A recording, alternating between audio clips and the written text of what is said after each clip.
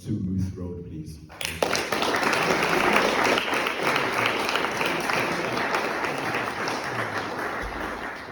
Thank you so much for organizing this meeting this evening, and I'm incredibly grateful for Corinna for starting us out on a positive note on what we can actually do to change things.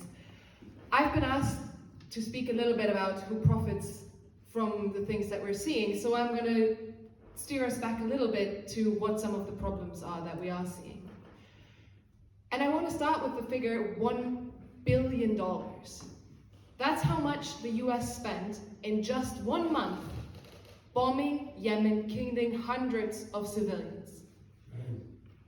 Now, the UK is a relatively minor player in this campaign. The UK first bombed Yemen under the Conservatives, in recent times, first bombed Yemen under the Conservatives in 2024. But since then, Keir Starmer has also, good lapdog to the US that he is, flown his own strikes in Yemen and supported the US strikes there.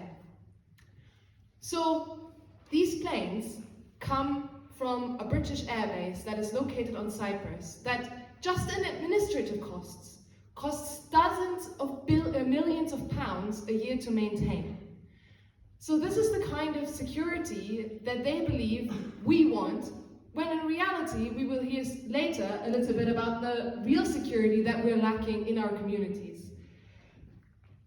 Who pays the cost for this? Who pays for this? It's the taxpayers.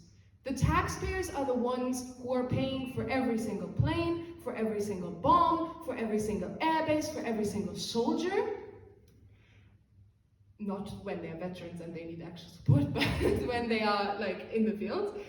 And we pay, for example, for the profit of these private companies. Because BAE Systems, the UK's largest, based here, arms supplier, is a private company.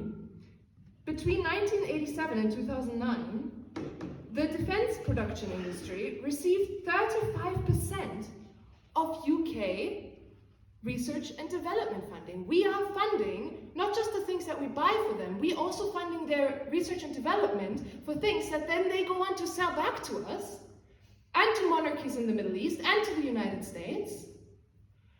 And who profits from this is not us. It's the investment firms that own these companies.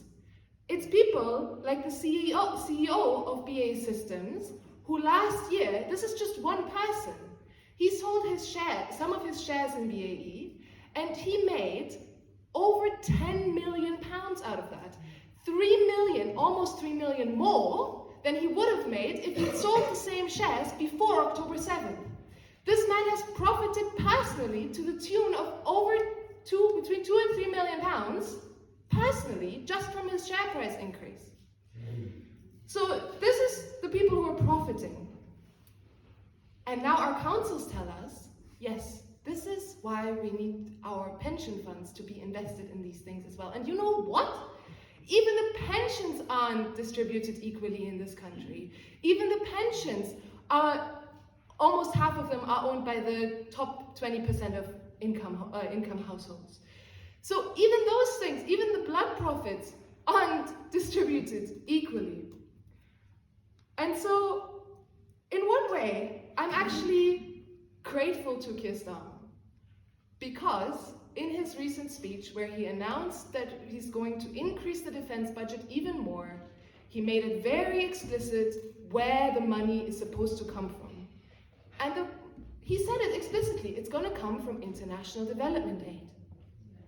It's going to come from the people in our own societies and in societies internationally who need it the most. And this was in the same week, I think even the same day, that we learned that millions of people are starving in Sudan.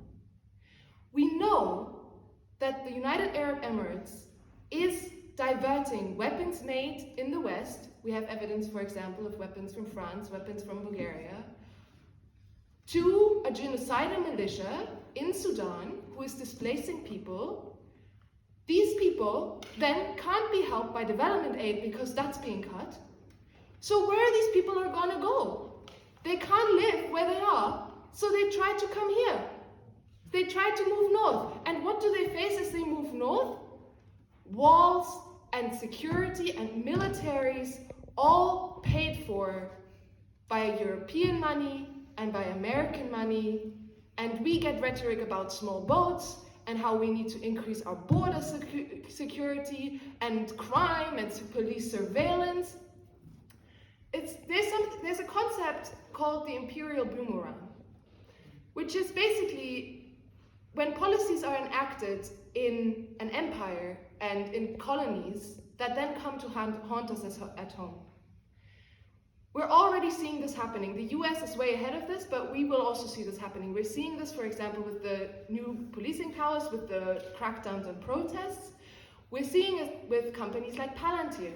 Palantir is an American company. It was kickstarted. It was started partially with CIA money. And it is responsible for a lot of the AI and its so-called predictive policing stuff that the US is using to track down migrants, to track down people in their own country. And we are buying this same technology, not exactly the same technology, but technology from the same company to implement in our NHS, to have access to all of our data. When we know that Israel also is buying their AI technologies to police Palestinians. This is going to come to haunt us at home, and it already is haunting us at home when we're looking at the cuts that we're seeing for these militarized projects. So I think I have just 1 or 2 more minutes. I think one of the stories that we're being told is, oh, but at least we get jobs out of this. We get public funding. Finally, for decades we've been asking for public funding, and we never get public funding, and suddenly the military is supposed to get all this public funding. So they're like, oh, but at least we'll have this part of the economy functioning. This is so ridiculous because for several reasons. First of all, this is a branch of the economy that's entirely dependent on public money.